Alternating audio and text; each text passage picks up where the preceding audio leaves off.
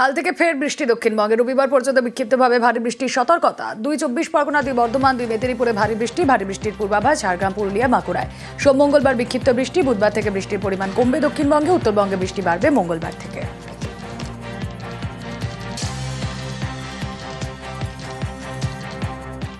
একটা নিম্নচাপ অক্ষরেখাও রয়েছে দক্ষিণবঙ্গের ওপর দিয়ে। এর প্রভাবে আগামী 5 দিন দক্ষিণবঙ্গে বৃষ্টিপাতের পরিমাণ কিছুটা বেশির দিকে থাকবে। সব জেলাতেই বৃষ্টিপাতের সম্ভাবনা রয়েছে হালকা থেকে মাঝারি ধরনের। 4 থেকে 6 তারিখের মধ্যে দক্ষিণবঙ্গে বৃষ্টিপাতের পরিমাণ আর একটু বাড়ার সম্ভাবনা রয়েছে। 2-1 জায়গায় ভারী বৃষ্টির সম্ভাবনা থাকছে। উত্তরের জেলাগুলো অর্থাৎ দার্জিলিং, কালিম্পং, জলপাইগুড়ি, কোচবিহার, আলিপুরদুয়ার এই জেলাগুলোয় 2-1 জায়গায় ভারী বৃষ্টির সম্ভাবনা রয়েছে। তারপর আবার 8 তারিখ থেকে উত্তরের জেলাগুলো 2-1 জায়গায় ভারী বৃষ্টির সম্ভাবনা থাকবে। 5 দিন কলকাতা পার্শ্ববর্তী অঞ্চলের জন্য প্রধানত মেঘলা আকাশই থাকবে। বৃষ্টিপাতের সম্ভাবনা রোজই রয়েছে। ইন্টেন্সিটি বাড়ার সম্ভাবনা রয়েছে 4 থেকে 6 তারিখের মধ্যে। বাবা চা শ্রমিক, অনটন নিত্য সঙ্গী, তবু অদম্য জেদের সাফল্য নকশালবাড়ির অপর্ণা লিম্বুর।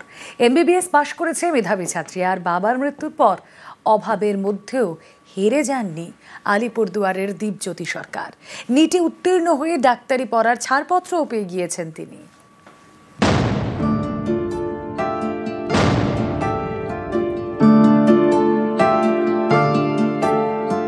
একটি কুঁড়ি, দুটি পাতা, নীল আকাশের নিচে সবজে চা বাগান, কখনো রোদ ঝিলমিল, কখনো পড়ন্ত বিকেলের নিস্তব্ধতা। রূপকথার গল্প এখানে বাস্তবই বটে। চায়ের বাগান থেকে আকাশ ছোঁয়া সাফল্য। শ্রমিক মহল্লা পেয়েছে তাদের ডাক্তার মেয়েকে। চা শ্রমিকের মেয়ের ঝুলিতে MBBS ডিগ্রি। নকশালবাড়ির অপর্ণা লিম্বু, তাঁর বাবা অটল চা বাগানের সাতভাইয়া ডিভিশনের শ্রমিক। অপর্ণার মা নেই। চা শ্রমিকের ঘরে অনটন নিত্য সঙ্গী। তার মধ্যেই ঘন্টার পর ঘন্টা ডাক্তার হওয়ার জন্য পড়াশোনা করেছেন। ডাক্তারি প্রবেশিকায় ব্যর্থ হলেও হাল ছাড়েননি। 2019-এ মুর্শিদাবাদ মেডিকেলে পড়ার সুযোগ পান। এবার MBBS পাশ করে মহল্লায় ফিরলেন চা শ্রমিকের মেয়ে। गांव से अभी विलेज टी गार्डन एरिया से मैं सबसे पहले मतलब मैं डॉक्टर बनी हूँ। सबसे खुशी तो है बहुत ज़्यादा। एज अ सर्जन बनना चाहती हूँ मैं। डॉक्टर बनने का यही था मेरा कि मैं आगे गांव वालों की हेल्प कर सकूँ। फाइनेंशियली थोड़ा बहुत टफ हुआ, लेकिन पापा को मैंने जब भी बोला कि मुझे इस चीज़ के लिए पैसे चाहिए या फिर फीस देना ये करना, उन्होंने कभी मना नहीं किया। उन्होंने कैसे भी करके उन्होंने हमेशा मुझे प्रोवाइड किया है। মেয়েটাকে পড়ানো, বাগানে কাজ করে অনেক টাফ। এখন আমার মেয়েটা ডক্টর হয়েছে, আমাকে খুব খুশি লাগছে।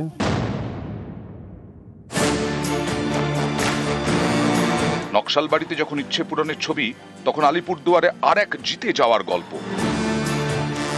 আলিপুরদুয়ারের 20 নম্বর ওয়ার্ডের শান্তিনগরের বাসিন্দা দীপজ্যোতি সরকার। রাজমিস্ত্রি, বাবা কাজ করতেন কেরলে, ফেরেন ক্যান্সার আক্রান্ত হয়ে। চিকিৎসা চালানোর সামর্থ্য ছিল না। সেলাইয়ের কাজ করে সংসার চালান মা।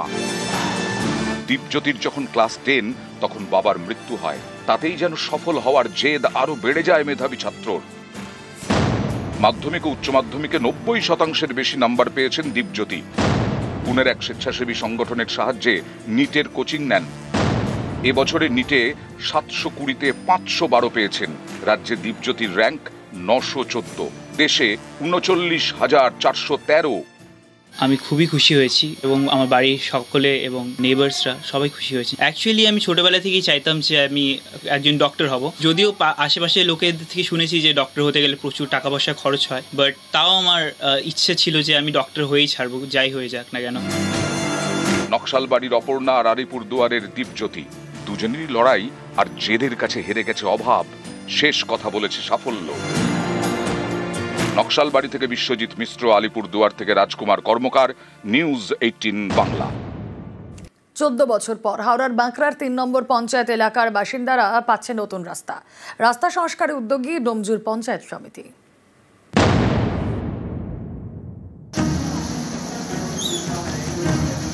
রাস্তা যেন মরণ ফাঁদ, বৃষ্টি হলেই জলমগ্ন, দুর্ঘটনা যেন নিত্যদিনের সঙ্গী।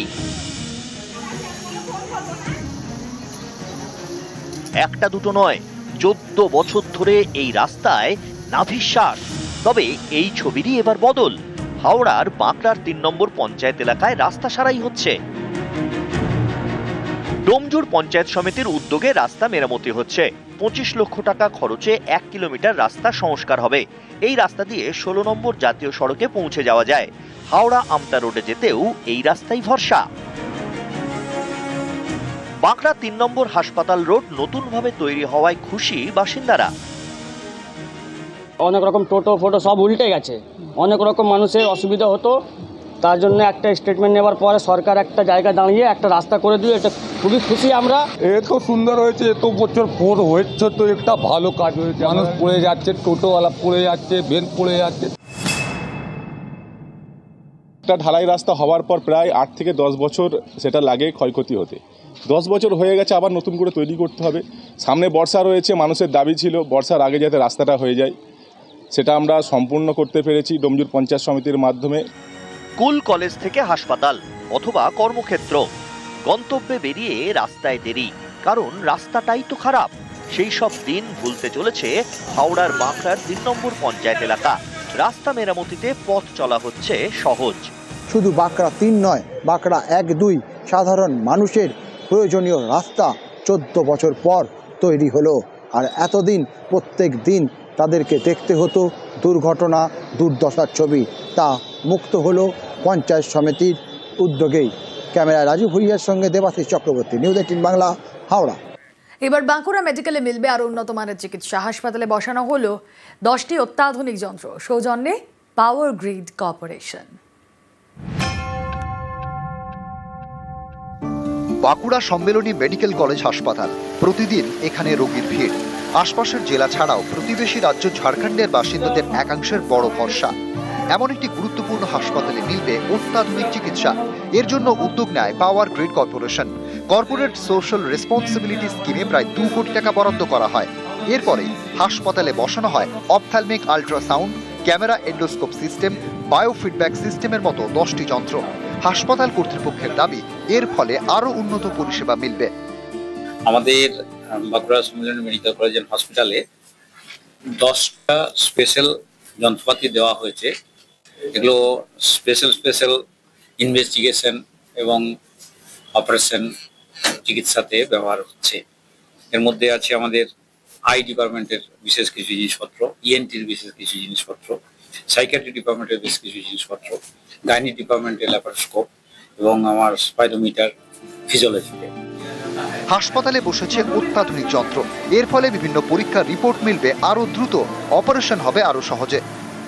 এই সরকার যে দিয়েছে, অনেক গরিব মানুষ এতে উপকৃত হচ্ছেন এবং তাড়াতাড়ি তারা পরিষেবা পাচ্ছে এবং তারা মানে ছুটি হয়ে ঘরেও যেতে পারছে।